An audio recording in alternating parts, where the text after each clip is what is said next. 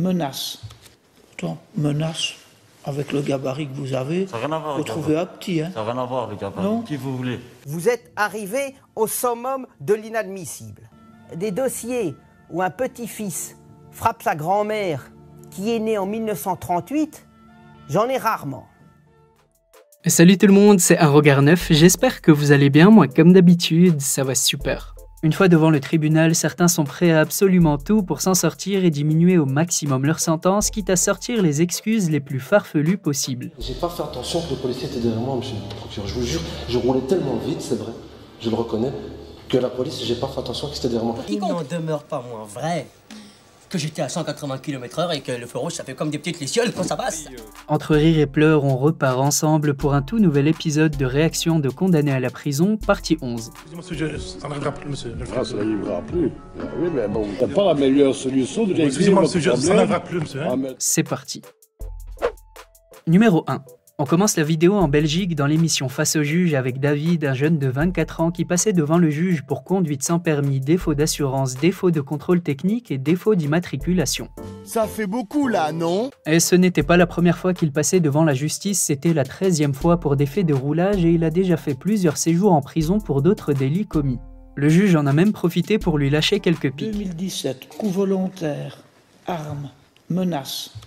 Attends, menace, avec le gabarit que vous avez, Ça n'a rien à voir, vous le trouvez gabarit. un petit, hein? Ça n'a rien à voir, le gabarit. Non. Qui vous voulez? Vous pouvez y aller, vous voulez, moi. n'avez peur de personne. Non, qui vous voulez? D'accord, c'est bien.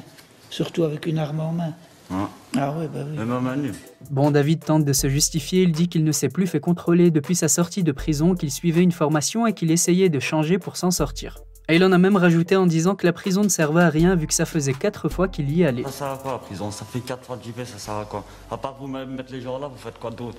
Rien. Moi qui ne veux Non, pas mais vous voulez mettre tout le temps les gens en prison, ça change quoi la prison? C'est bien ça que vous avez dit, si vous ne voulez pas Ah non, comprendre. non, C'est moi qui ne veux pas parce que vous comprendre. voulez que mettre les gens en prison, la prison ça change quoi, franchement? Ça change rien.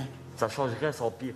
Finalement, le procureur prend la parole et lui répond sur son affirmation qui dit que la prison ne sert à rien. Puisque vous posiez une question, je vais vous y répondre. Vous dites, mais à quoi est-ce que ça sert la prison? Ben, au moins, si ça ne change rien chez vous, c'est bien dommage, parce que ça voudrait dire que vous n'êtes pas perméable à ce genre de choses. Mais au moins, pour les autres, ça change quelque chose. C'est que vous n'êtes pas sur la route, sans permis, laissez parler les autres, sans permis de conduire, à faire des accidents par exemple, sans pouvoir payer vos dommages parce que vous êtes en défaut d'assurance. David a finalement été condamné à 12 000 € d'amende et 24 mois de retrait de permis, ce qui signifie que quand il passera le permis, il ne pourra pas rouler pendant 24 mois. Son véhicule a également été confisqué. Vous avez autre chose à ajouter, monsieur? Non. Non? Ok. Donc les débats sont clos. Numéro 2. On continue avec un homme beaucoup plus horrible et dangereux que le précédent. Détenu dans une prison en Californie pour le meurtre violent d'une femme, Jaime Osuna, un homme de 31 ans, a été reconvoqué devant le juge pour avoir tué son compagnon de cellule et l'avoir démembré. Comme vous le voyez, Jaime Osuna ne passe pas inaperçu en raison de son apparence assez terrifiante et vu qu'il était seul avec son compagnon de cellule, les soupçons se sont immédiatement tournés vers lui.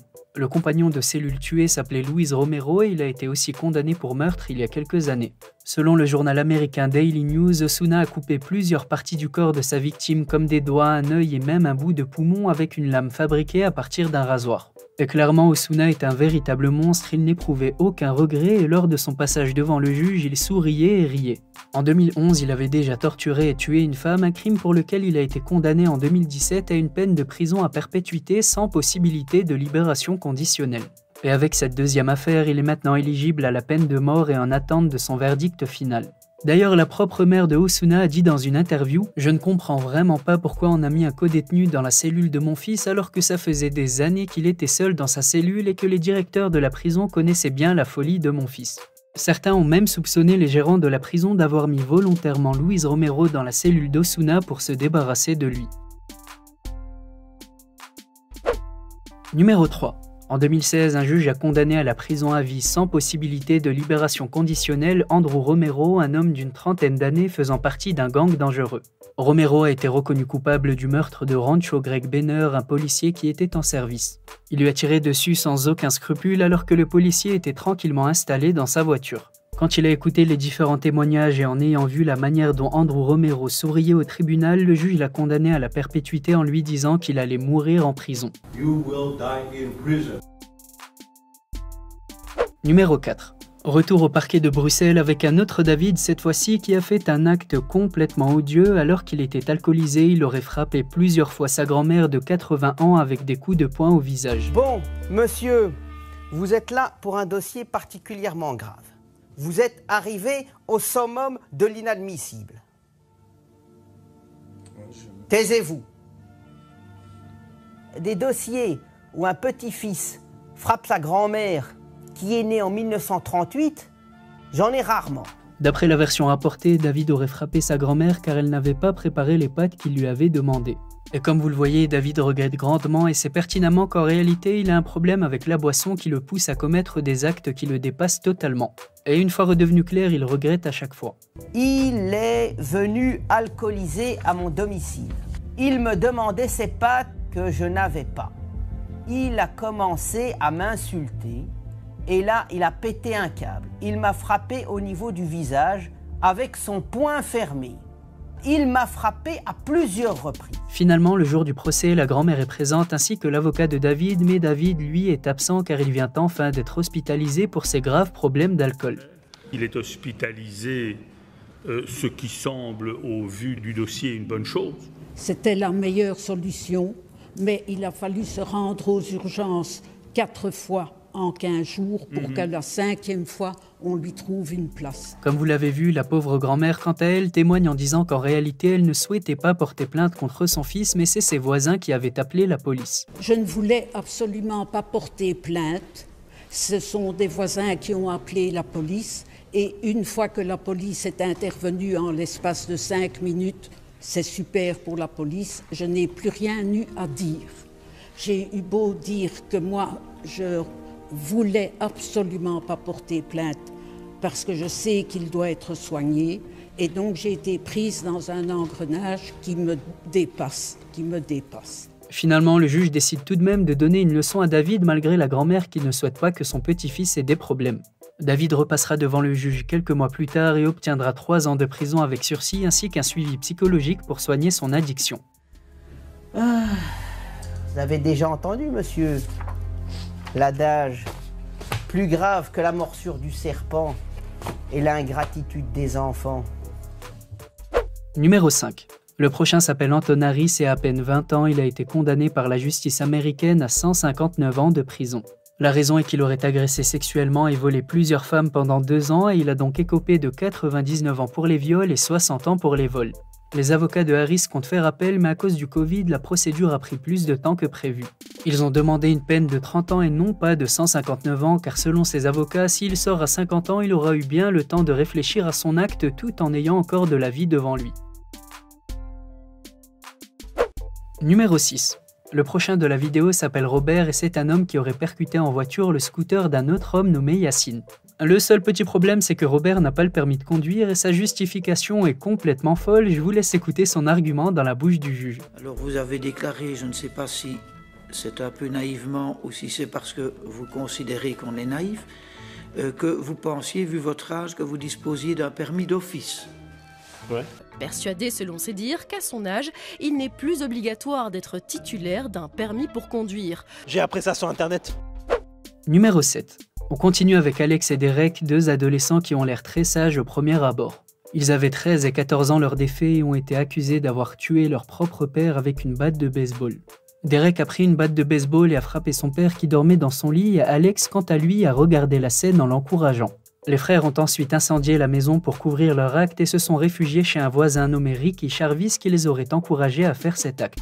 Le père d'Alex et Derek élevait seul ses 2 fils et selon leur dire, ils auraient fait cet acte à cause de la sévérité de leur père. D'après les proches de la famille, la sévérité du père était stricte mais pas abusive et les quelques fessées occasionnelles ont poussé les adolescents à souvent se réfugier chez Ricky Charvis. Et à force, une relation s'est faite entre les frères et le voisin de 40 ans. Après leur meurtre, Charvis cacha pendant 10 jours les 2 enfants et les 2 garçons ont dit qu'ils avaient décidé de tuer leur père de peur d'être punis pour leur fugue et pour pouvoir aller vivre chez Charvis. Charvis les a séduits en les laissant jouer à la console autant qu'il leur plaisait et en leur faisant découvrir différentes drogues. Et après leur passage devant le juge qui était assez sympathique a décidé que le rôle de Charvis dans le meurtre exemptait les garçons de la peine de prison à vie habituellement réservée aux coupables d'homicide. Alex et Derek ont plaidé coupables d'homicide involontaire et d'incendie volontaire. Et vu qu'ils auraient été influencés, Alex a écopé de 8 ans de prison et Derek de 7 ans. Numéro 8. Adrien Bronner est un homme assez célèbre vu qu'il est professionnel de la boxe qui a été champion du monde dans 4 catégories de poids différentes. Il est reconnu comme l'un des meilleurs boxeurs de la décennie avec 33 victoires dont 24 par KO et seulement 4 défaites. Le seul souci c'est que quand il n'a pas de combat de prévu et qu'il n'est pas occupé par les entraînements et la salle, il s'ennuie et des tas de problèmes lui tombent dessus. Parmi ces problèmes, conduite en état d'ébriété, bagarres et même des agressions. Un juge l'a condamné en 2020 à passer 7 jours en prison après avoir constaté qu'il avait violé sa probation dans une affaire datant de 2018. Dans cette affaire, il était accusé d'avoir agressé une femme dans une boîte de nuit. Il avait de base été condamné à du sursis et a dû verser une grosse somme d'argent à la victime. Et le juge espérait que sa semaine de prison serait un réveil pour le boxeur qui enchaînait connerie sur connerie depuis l'arrêt de sa carrière. Il avait récemment été arrêté complètement bourré au volant de sa voiture et clairement s'il n'était pas connu et n'avait pas le statut de champion du monde, il aurait probablement fini en prison. D'ailleurs, les policiers n'ont pas mis les menottes au boxeur pendant qu'ils le conduisaient hors de la salle d'audience vers une cellule de prison, ce qui est quand même assez exceptionnel.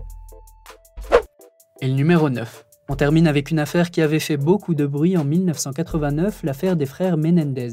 La famille Menendez était une famille très riche, le père était un grand producteur de films et ils habitaient dans un manoir avec des personnalités connues comme voisins. Le problème c'est que les deux fils Eric et Lyle sont très irresponsables, ils aiment se lancer des défis et ont déjà été condamnés à du sursis pour des cambriolages et autres délits. Mais le 20 août 1989, la vie de toute la famille bascule.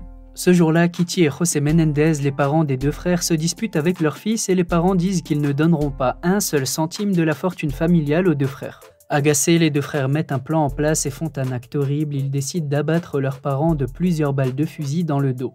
Rapidement, au bout d'à peine un mois, les deux fils de 21 ans et 18 ans sont soupçonnés car leur version ne tient pas la route et aussi parce qu'à peine quelques semaines plus tard, ils ont reçu l'argent de l'assurance vie de leurs parents. 400 000 $ en tout qu'ils ont dépensés en montres de luxe et en voitures de sport. Ils ont tous les deux été condamnés à la prison à vie, séparés l'un de l'autre. L'affaire a d'ailleurs refait surface plus de 20 ans plus tard en 2018 car ils ont été transférés dans la même prison et se sont retrouvés pour la première fois après 20 ans. Ils ont aujourd'hui mûri et bien changé et quand il a été interrogé pour un documentaire sur une chaîne américaine, Lyle Menendez a dit « C'est vraiment choquant de penser que j'ai pris la vie de quelqu'un et surtout celle de mes parents. Et cela paraît inimaginable si l'on pense à ce que je suis aujourd'hui. » Il a continué en disant « J'accepte tout ça, vous êtes souvent défini par une petite partie de votre vie mais ce n'est pas ce que vous êtes en réalité. Mais vous ne pouvez rien changer, vous êtes piégé par les décisions que vous prenez. Je suis ce gamin qui a tué ses parents et aucune rivière de larmes ni aucun regret ne pourront changer ça. » C'était tout pour moi la team à regard neuf et j'espère comme d'habitude que cette vidéo vous a plu. Si c'est le cas, n'hésitez surtout pas à laisser un petit pouce bleu, à me donner vos avis en commentaire et à vous abonner si ce n'est pas déjà fait. Comme je vous l'ai dit plus tôt, je suis également sur les réseaux sociaux et particulièrement sur Instagram, alors je compte sur vous pour aller y jeter un coup d'œil, le lien est dans la description. Sur ce, on se dit à très bientôt pour une toute nouvelle vidéo, prenez soin de vous, portez-vous bien et à la prochaine.